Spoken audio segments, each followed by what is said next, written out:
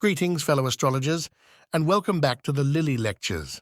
I am your guide, William Lilly, and today we shall explore the dynamics of the head and tail of the dragon, or otherwise known as the North and South nodes. Let's begin. The head of the dragon is masculine, having the characteristics of Jupiter and Venus. In itself, it represents good fortune.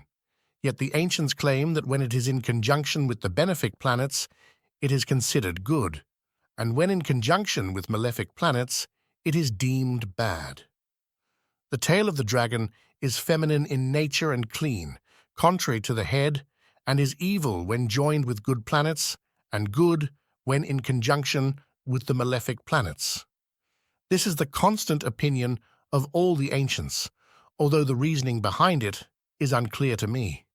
In my experience, I have consistently observed the North Node to be equivalent to either of the fortunes. When it is joined with malefic planets, it tends to mitigate their negative influence, and when joined with benefic planets, it enhances the positive outcomes promised by them. I have found in my practice that when it is joined with malefic planets, their harmful intent is intensified or greatly augmented.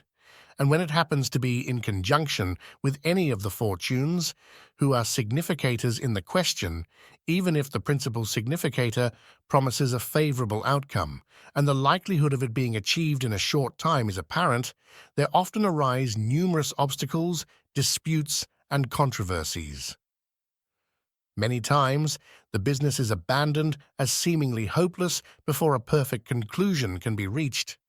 Unless the principal significators are in angular positions and well supported by essential dignities, the entire matter unexpectedly falls apart and comes to nothing.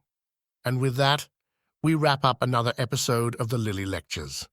Until next time, may your stars align favorably. I am William Lilly, and this is Christian Astrology.